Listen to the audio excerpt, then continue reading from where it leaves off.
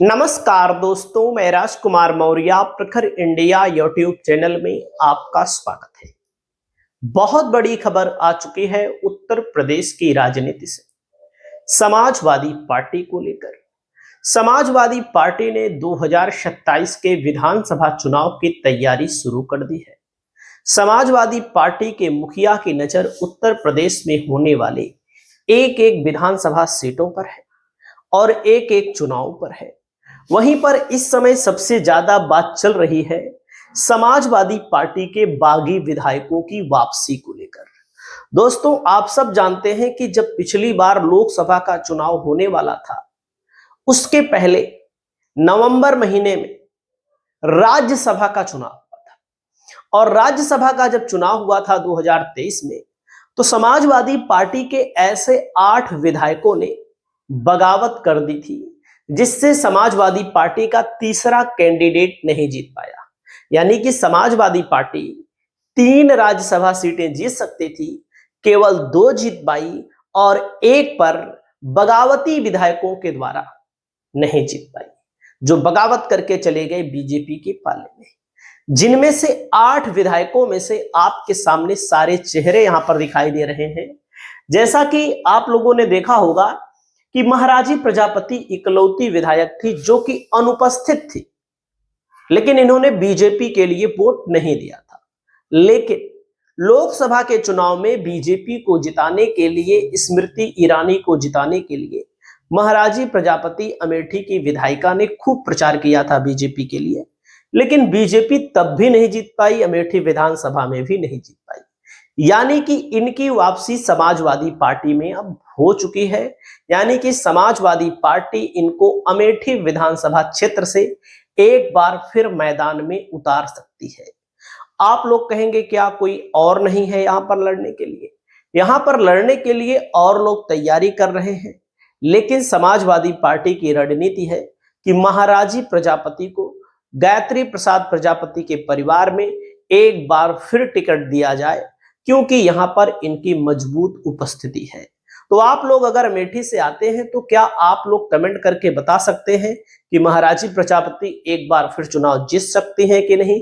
क्योंकि प्रजापति समाज का जो वोट बैंक है दोस्तों, पूरे प्रदेश में फैला है। लगभग हर विधानसभाओं में कहीं कम है, कहीं ज्यादा है, ये तो लगा रहता है। उसको साधने की भी समाजवादी पार्टी की रणनीति हो सकती है। तो इनकी वापसी हो रही है। और वहीं पर दोस्तों, आप सब जानते हैं कि ये विधायक हैं महाराष्ट्र के। ये बीजेपी के पाले में तो नहीं गए थे, कांग्रेस के पाले में गए थे। इनकी वापसी भी समाजवादी पार्टी में हो गई है और हंसते मुस्कुराते हुए अखिलेश यादव ने इनकी वापसी करा ली है। तो समाजवादी पार्टी के सूत्रों का कहना है कि समाजवादी पार्टी अपने अन्य विधायकों को भी वापस लाने की जुगाड़ कर रही है।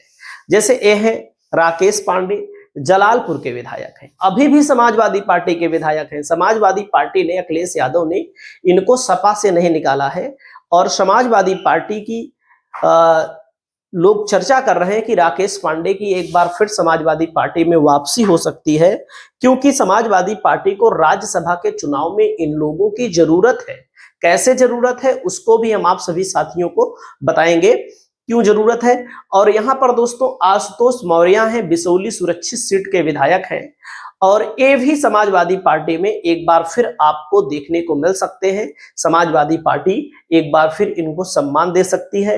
विनोद चतुर्वेदी समाजवादी पार्टी के ही विधायक हैं, कालपी विधानसभा क्षेत्र से। इनको लेकर भी चर्चा तेज है कि समाजवादी पार्टी इनको वापस ला सकती है। महाराजी प्रजापति तो वापस आ ही गई है। हालांकि पूजा पाल को समाजवादी पार्टी ने निकाल दिया है और अभय सिंह को निकाल दिया है, राकेश सिंह को निकाल दिया है और मनोज पांडे को निकाल दिया है। तो समाजवादी पार्टी बागी विधायकों को क्यों लाना चाहती है समाजवादी पार्टी में? तो मैं आप सभी साथियों को बताना चाहूंगा, जो राज्यसभा का गणित है, राज्यसभा में 10 सीटें खाली हो रही हैं और जो 10 सीटें खाली हो रही हैं, इसमें से 8 बीजेपी जीतेगी 100%, सॉरी 7 बीजेपी जीतेगी। इसमें से 7, सॉरी यार गलत हो गया, 7 बीजेपी जीतेगी भैया। 10 सीटों में से 7 सीट बीजेपी जीतेगी। और 2 सीट जो है 10 सीटों में से समाजवादी पार्टी जीतेगी। लेकिन एक सीट 7-2 9 सीट हुई, एक सीट के लिए समाजवादी पार्टी को 37 विधायकों की जरूरत पड़नी है। समाजवादी पार्टी के 37 गुणे अगर आप 2 करेंगे तो 7 दूनी 14 हासिल 1, 3 दूनी 6, 1 7, 74 विधायक तो काम के हैं।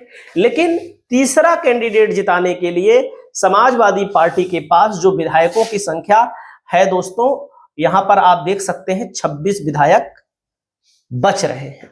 26 विधायक तो 100 में बच रहे हैं, बाकी भी विधायक हैं, 100 से ज्यादा विधायक हैं समाजवादी पार्टी के पास। तो अगर समाजवादी पार्टी 4 विधायकों को ला लेती है, जो कि मैंने आपको बताया मनोज पांडे को ला लेती है, और महाराजी प्रजापति तो आई ही गई है, सॉरी मनोज पांडे नहीं, राकेश पांडे को ला लेती है, और विनोद चतुर्वेदी को, बिसौली के विधायक को, तो समाजवादी पार्टी के कुछ नेता ऐसे भी हैं जो अन्य पार्टियों में भी विधायक हैं। जैसे राजभर की पार्टी में कम से कम 3 विधायक हैं, और आप सबको पता है राजभर की पार्टी से बहुत सारे लोगों को टिकट तो नहीं मिलना है। कई लोग ऐसे हैं जैसे अब्बास अंसारी वगैरह समाजवादी पार्टी के हैं, जगदीश नारायण समाजवादी पार्टी के ही हैं, और समाजवादी पार्टी के 2 विधायक जो हैं दोस्तों आरएलडी पार्टी में हैं, जो कि आरएलडी पार्टी और समाजवादी पार्टी के गठबंधन से ही चुनाव लड़ा गया था। तो जो मुस्लिम विधायक हैं उनके भी आने की चर्चा है। कुछ ऐसे विधायक हैं जो भारतीय जनता पार्टी में नहीं रहने वाले हैं, क्योंकि बीजेपी उनका टिकट काटने जा रही है। तो समाजवादी पार्टी यहां पर बाजी मार सकती है, तीसरी राज्यसभा की सीट को भी जीत सकती है। इसी मसले को लेकर के, इन सब चीजों को लेकर चर्चाएं तेज हैं। वहीं पर अखिलेश यादव ने 2027 के चुनाव को लेकर क्या ऐलान किया है, सुनिएगा। उन्हें जानबूझ करके मास्क को लेकर डिसीजन आया है। घर में कोई भी अपने धार्मिक कार्यक्रम कर सकता है। प्रशासनिक लोगों ने जानबूझ करके नफरत फैलाने के लिए ये कार्रवाई की थी। ऐसे अधिकारियों के खिलाफ कठोर कार्रवाई हो। 2027 के चुनाव की बात करें तो जिस तरीके से आपकी 2027 बहुत अच्छी सीटों से समाजवादी पार्टी जीतने जा रही है, इसीलिए भारतीय जनता पार्टी घबराई हुई है। उनके अनरजिस्टर्ड लोग यूपी में ज्यादा रह रहे हैं, यूपी में ज्यादा घूम रहे हैं।